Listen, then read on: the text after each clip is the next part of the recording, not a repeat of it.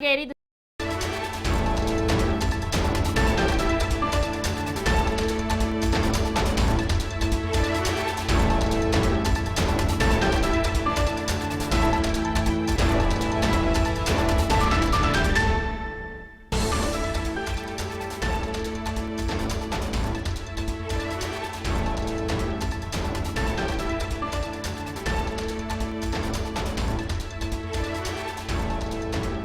ಮೈಸೂರು ಜಿಲ್ಲಾ ಪಂಚಾಯತ್ ಅಧ್ಯಕ್ಷ ಉಪಾಧ್ಯಕ್ಷ ಚುನಾವಣೆ ವಿಚಾರ ಸಂಬಂಧಪಟ್ಟಂತೆ ನಾವು ಬಿಜೆಪಿಯವರಿಗೆ ಮಾತನ್ನ ಕೊಟ್ಟಿದ್ದೇವೆ, ಅದಕ್ಕಾಗಿ ಬಿಜೆಪಿ ಜೊತೆ ಹೊಂದಾಣಿಕೆಯನ್ನ ಮಾಡಿಕೊಂಡಿದ್ದೇವೆ ಅಂತ ಹೇಳಿದ್ದಾರೆ. ಮೈಸೂರು ಜಿಲ್ಲಾ ಪಂಚಾಯತ್ ಹೊಂದಾಣಿಕೆ ಬಗ್ಗೆ ಸಚಿವ ಸಾರಾ ಮಹೇಶ್ ಹೇಳಿಕೆಯನ್ನ ನೀಡಿದ್ದಾರೆ. ನಾನು ಈ ಬಗ್ಗೆ ದಿನೇಶ್ ಗುಂಡೂರಾವ್ ಜೊತೆ ಮಾತನಾಡಿದ್ದೇನೆ.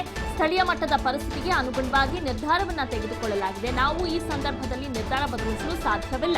ಸದಸ್ಯರ ಮನಸ್ಥಿತಿ ಅರ್ಥ ಮಾಡಿಕೊಂಡು ಹೊಂದಾಣಿಕೆ ಮಾಡಿಕೊಳ್ಳುತ್ತಿದ್ದೇವೆ. ಮೈಸೂರಿನಲ್ಲಿ ಸಚಿವ ಸಾರಾ ಮಹೇಶ್ ಹೇಳಿಕೆಯನ್ನ ನೀಡಿದ್ದಾರೆ.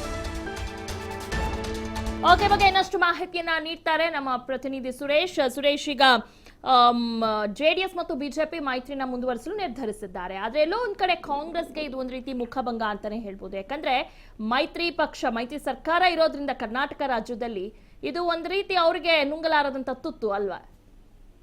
ಒಂದು ರೀತಿಯಲ್ಲಿ ಅದೇ ಆಗುತ್ತೆ. ಯಾಕಂದ್ರೆ ಸ್ಥಳೀಯ ಒಂದು ಮಟ್ಟದಲ್ಲಿ ಜೆಡಿಎಸ್ ತನ್ನ ಪ್ರಾಬಲ್ಯವನ್ನ ಹೆಚ್ಚಿಸ್ಕೋಬೇಕು ಅನ್ನೋ ನಿಟ್ಟಿನಲ್ಲಿ ಬಿಜೆಪಿ ಜೊತೆ ಹೋಗ್ತಾ ಇದೆ. ಈ ಬಗ್ಗೆ ಈಗಾಗಲೇ ಸಚಿವರು ಸಾರಾ ಮಹೇಶ್ ಅವರು ಕೂಡ ಒಂದು ರೀತಿಯಲ್ಲಿ ರಿಯಾಕ್ಟ್ ಮಾಡಿರುವಂತದ್ದು ಇದೆ. ಅದರಲ್ಲಿ ನಾನು ಈ ಬಗ್ಗೆ ಈಗಾಗಲೇ ದಿನೇಶ್ ಗುಂಡೂರಾವ್ ಅವರ ಜೊತೆನೂ ಕೂಡ ಮಾತಾಡಿದ್ದೀನಿ. ಸ್ಥಳೀಯವಾಗಿ ಆ ಮಟ್ಟದ ಒಂದು ಪರಿಸ್ಥಿತಿಗೆ ಅನುಗುಣವಾಗಿ ಆ ನಿರ್ಧಾರವನ್ನ ತೆಗೆದುಕೊಂಡಿದ್ದೇವೆ ಅಂತೇಳಿ. ಆದ್ರೆ ಈ ಒಂದು ನಿರ್ಧಾರನ ಯಾವುದೇ ಕಾರಣಕ್ಕೂ ಸದ್ಯದ ಮಟ್ಟಿಗೆ ಬದಲಾಯಿಸೋದಕ್ಕೆ ಆಗಲ್ಲ ಅಂತಾನೂ ಕೂಡ ಈಗಾಗಲೇ ಸಾರಾ ಮಹೇಶ್ ಅವರು ಹೇಳಿರುವಂತದ್ದು.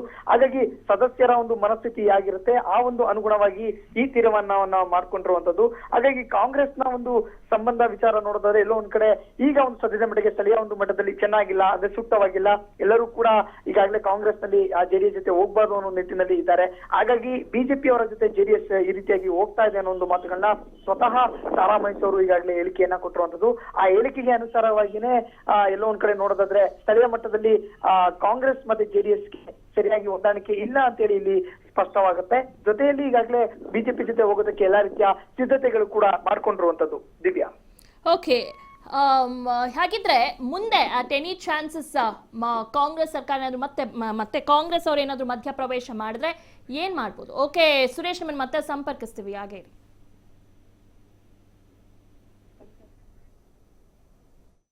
ದಿನೇಶ್ ಗುಂಡೂರಾವ್ ಅವರು ಮಾತನಾಡಿದರು. ಸ್ಥಳೀಯ ಚುನಾವಣೆಯಲ್ಲಿ ನಮ್ಮ ಜನಪ್ರತಿನಿಧಿಗಳು ಈಗ ಏನು ಆಯ್ಕೆಯಾಗಿದ್ದಾರೆ ಅವರ ಮನಸ್ಥಿತಿಗೆ ವಿರುದ್ಧವಾಗಿ ಹೋಗುವಂಥದ್ದು ಸರಿಯಲ್ಲ. ಈಗಾಗಲೇ ಅವರೆಲ್ಲರೂ ಕೂತು ಚರ್ಚೆಯನ್ನು ಮಾಡಿ ತೀರ್ಮಾನವನ್ನು ಮಾಡಿಕೊಂಡಿದ್ದಾರೆ. ಹಾಗಾಗಿ ರಾಜ್ಯದ ಹಂತದಲ್ಲಿ ಮತ್ತು ಲೋಕಸಭಾ ಚುನಾವಣೆಯಲ್ಲಿ ಭಾರತೀಯ ಜನತಾ ಪಾರ್ಟಿಯನ್ನು ಅಂತರವನ್ನು ಕಾಯ್ಕೊಂಡು ಹೋರಾಟವನ್ನು ಮಾಡ್ತೀವಿ. ಬಟ್ ಇಲ್ಲಿ ಈಗಾಗಲೇ ಹಿಂದೆನೇ ಮಾತು ಕೊಟ್ಟಿರೋದ್ರಿಂದ ನಮ್ಮಲ್ಲಿ ಅಭ್ಯರ್ಥಿ ಯಾರಾಗಬೇಕು, ಅವರಲ್ಲಿ ಅಭ್ಯರ್ಥಿ ಉಪಾಧ್ಯಕ್ಷ ಅಭ್ಯರ್ಥಿ ಯಾರಾಗಬೇಕು ಅಂತ ಹೇಳಿ 3.25 ವರ್ಷ ಎಲ್ಲ ತೀರ್ಮಾನ ಆಗಿದೆ. ಅದರಿಂದ ಈ ಸಂದರ್ಭದಲ್ಲಿ ಬದಲಾವಣೆ ಪ್ರಶ್ನೆ ಇಲ್ಲ ಅಂತ ಹೇಳಿ ನಾವು ನಮ್ಮ ನಾಯಕರುಗಳಿಗೂ ಮನವಿ ಮಾಡಿದ್ದೀವಿ. ಇಲ್ಲಿರ್ತಕ್ಕಂಥ ಜಿಲ್ಲಾ ಪಂಚಾಯಿತಿಯ ಸದಸ್ಯರುಗಳ ಮನಸ್ಥಿತಿಗೆ ಪೂರಕವಾಗಿ ನಾವೆಲ್ಲ ತೀರ್ಮಾನವನ್ನು ತೆಗೆದುಕೊಂಡಿದ್ದೀವಿ. ಎಲ್ಲ ಸರಿ ಇತ್ತು ಅನ್ನೋ ಟೈಮಲ್ಲಿ ನಿನ್ನೆ ಮತ್ತೆ ಒಬ್ಬ ಕಾಂಗ್ರೆಸ್ ಶಾಸಕರು ಮತ್ತೆ ಲೋಕಸಭಾ ಎಲೆಕ್ಷನ್ ಆದ್ಮೇಲೆ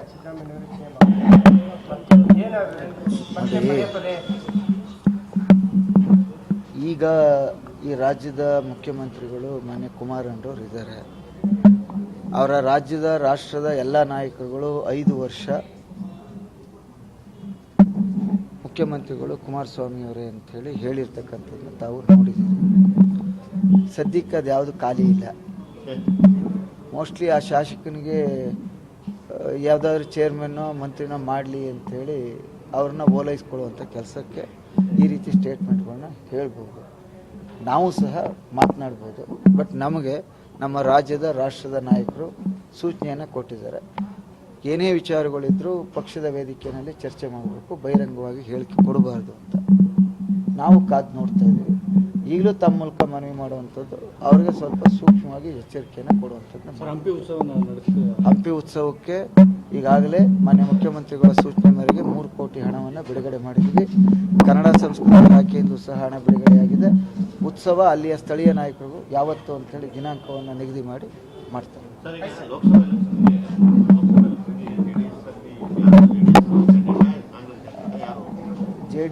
ನಾವು ಹಿಂದೆನೇ ಹೇಳಿದ್ದೀವಿ, ಈಗ ಜಿ ಟಿ ದೇವೇಗೌಡರು, ವಿಶ್ವನಾಥ್ರವರು ಮತ್ತು ಇಲ್ಲಿ ಅಲ್ಲಿರ್ತಕ್ಕಂಥ ಎಲ್ಲ ಸ್ಥಳೀಯ ನಾಯಕರುಗಳು ಚರ್ಚೆ ಮಾಡಿದ್ದೀವಿ. ರಾಜ್ಯದ ನಾಯಕರಿಗೂ ಒತ್ತಾಯ ಮಾಡಿದ್ದೀವಿ.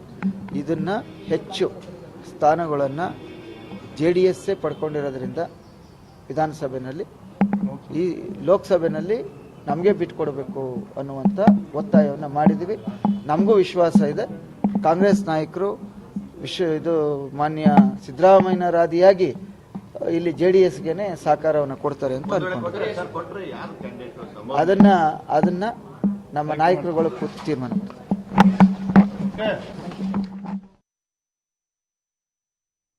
ಓಕೆ, ಈಗಾಗಲೇ ಅವ್ರು ಹೇಳಿದ್ದಾರೆ ನಾವು 30 ತಿಂಗಳ ಅವಧಿಗೆ JDS ಮತ್ತು BJP ಮೈತ್ರಿ ಇದೆ, ಈ ಮುಂದೆನೂ ಮುಂದುವರಿಸಬೇಕು ಅಂತ ನಾವು ಅಂದ್ಕೊಂಡಿದ್ದೇವೆ. ಯಾಕಂದರೆ ಸ್ಥಳೀಯ ಮಟ್ಟದ ನಾಯಕರ ಮನಸ್ಥಿತಿಯನ್ನು ನೋಡಿಕೊಂಡು ನಾವು ಇದ್ರ ತೀರ್ಮಾನವನ್ನು ಕೈಗೊಂಡಿದ್ದೇವೆ ಅಂತ ಹೇಳಿದ್ರು. ಜೊತೆಗೆ ಈಗಾಗಲೇ ಕಾಂಗ್ರೆಸ್ ಪಕ್ಷಕ್ಕೂ ಕೂಡ ತಿಳಿಸಲಾಗಿದೆ, ನಾವು ಇದನ್ನು ಮುಂದುವರಿಸೋದಕ್ಕೆ ರೆಡಿ ಇಲ್ಲ, ಈಗಾಗಲೇ ಎಲ್ಲ ರೀತಿಯ ತೀರ್ಮಾನವನ್ನು ತೆಗೆದುಕೊಳ್ಳಲಾಗಿದೆ.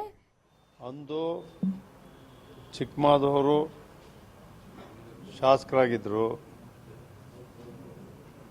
ಆ ಒಂದು ಸಂದರ್ಭದಲ್ಲಿ ಮೈಸೂರು ಜಿಲ್ಲಾ ಪಂಚಾಯತಿನಲ್ಲಿ ಭಾರತೀಯ ಜನತಾ ಪಕ್ಷ ಮತ್ತು JDS ಪಕ್ಷ ಒಟ್ಟಾಗಿ ಸೇರಿ ಒಂದು ಅಲ್ಪಸಂಖ್ಯಾತರ ಮಹಿಳೆ ಮೊದಲನೇ ಬಾರಿಗೆ ಆಗಬೇಕು. ಪ್ರಮೀಳಾ ಶ್ಯಾಮ್ ಅಂತೇಳಿ ನಾಮದಾರಿಗೌಡರ ಸಮಾಜದ ಮಹಿಳೆ, ಇಬ್ಬರು ಮಹಿಳೆ ನಮ್ಮ ಪಕ್ಷದಲ್ಲಿದ್ದಾರೆ.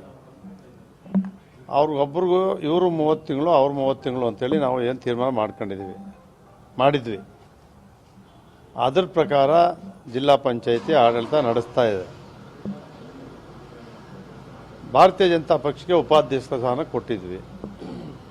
ಅವರು ಉಪಾಧ್ಯಕ್ಷ ಮಾಡೋದು, ದಳದಲ್ಲಿ ಅಧ್ಯಕ್ಷ ಮಾಡ್ಕೊಂಡು ಹೋಗೋದು ಅಂತೇಳಿ ತೀರ್ಮಾನ ಆಗಿ ಅದರಂತೆ ನಡ್ಕೊಂಡು ಹೋಗ್ತಾ ಇದೆ.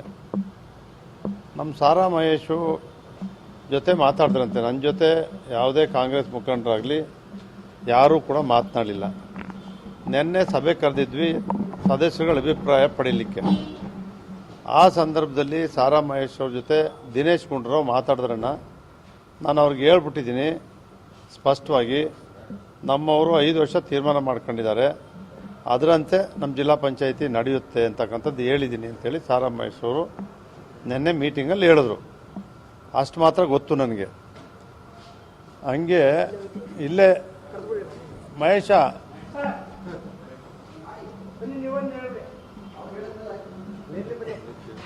ಅಂತ ದಿನೇಶ್ ಗುಂಡೂರಾವ್ ಅವ್ರಿಗೆ ಸಾರಾ ಮಹೇಶ್ ಅವರು ನೇರವಾಗಿ ಹೇಳಿದ್ದಾರೆ. ನಾವು ರಾಜ್ಯಾಧ್ಯಕ್ಷರು ವಿಶ್ವನಾಥ್ ಅವರು ಮತ್ತು ಪ್ರಿಯಾಪಟ್ಟಣ ಮಹಾದೇವ್ ಅವರು, ಅಶ್ವಿನ್ ಅವರು, ನಾವು ಸಾರಾ ಮಹೇಶ್ ನಮ್ಮೆಲ್ಲ ಜಿಲ್ಲಾ ಪಂಚಾಯತಿ ಮೆಂಬರ್ಗಳು, ಪಕ್ಷದವರು, ಅಧ್ಯಕ್ಷರುಗಳು ಒಟ್ಟಿಗೆ ಸೇರಿದಾಗ ನಾವು ಅಭಿಪ್ರಾಯವನ್ನು ಕೇಳಿದ್ವಿ, ಸದಸ್ಯರುಗಳ ಅಭಿಪ್ರಾಯವನ್ನು.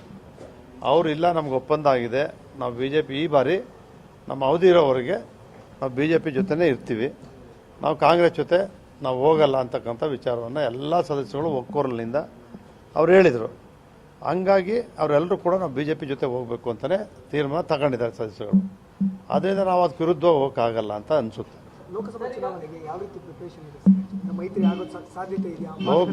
ಲೋಕಸಭಾ ಚುನಾವಣೆಯಲ್ಲಿ ಮೈತ್ರಿ ಆಗಬೇಕು ಅಂತಕ್ಕಂಥದ್ದು ನಮ್ಮ ರಾಷ್ಟ್ರೀಯ ಅಧ್ಯಕ್ಷರು ದೇವೇಗೌಡರು, ರಾಹುಲ್ ಗಾಂಧಿ, ಸೋನಿಯಾ ಗಾಂಧಿ ಅವರು, ಸಿದ್ದರಾಮಯ್ಯನವರು, ಕುಮಾರಸ್ವಾಮಿ ಅವ್ರದ್ದು ಎಲ್ಲರದ್ದು ಸ್ಪಷ್ಟವಾದಂಥ ಒಂದೇ ಅಭಿಪ್ರಾಯ ಇದೆ.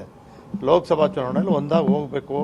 ರಾಷ್ಟ್ರದ ದೃಷ್ಟಿಯಿಂದ ಭಾರತೀಯ ಜನತಾ ಪಕ್ಷವನ್ನು ಈ ದೇಶದಲ್ಲಿ ಸೋಲಿಸಬೇಕು ಅಂತಕ್ಕಂಥ ದೃಷ್ಟಿಯಿಂದ ಎಲ್ಲ ಸಮಾನ ಪಕ್ಷಗಳು ಒಗ್ಗಟ್ಟಾಗಿ ಸೇರಿ ಮಾಡಬೇಕು ಅಂತಕ್ಕಂಥ ನಿರ್ಣಯ ಕೈಗೊಂಡಿರೋದು ನಿಮಗೆಲ್ಲರೂ ಕೂಡ ಗೊತ್ತಿರೋ ವಿಚಾರ. ಕುಮಾರಸ್ವಾಮಿ ಅವರು ಮುಖ್ಯಮಂತ್ರಿ ಆಗಿದಾಗ ಎಲ್ಲ ರಾಜ್ಯದ ಮುಖ್ಯಮಂತ್ರಿಗಳು ಮಮತಾ ಬ್ಯಾನರ್ಜಿಯಿಂದ ಹಿಡಿದು ನಮ್ಮ ಆಂಧ್ರ ನಾಯ್ಡು ಅವರಿಂದ ಹಿಡಿದು ಎಲ್ಲ ಮುಖ್ಯಮಂತ್ರಿಗಳು ಕೂಡ ಬಂದಿದ್ದು ಕೂಡ ತಾವೆಲ್ಲ ನೋಡಿದ್ದೀರಿ. ಆ ದಿಶೆಯಲ್ಲಿ ರಾಷ್ಟ್ರ ನಾಯಕರುಗಳ ತೀರ್ಮಾನ ಇದೆ.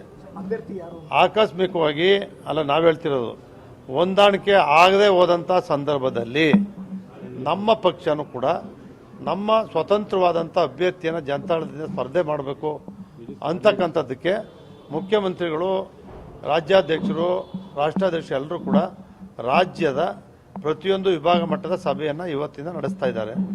ನಾವು ಕೂಡ 1ನೇ ತಾರೀಕಿನ ದಿನ ಮೈಸೂರಿನಲ್ಲಿ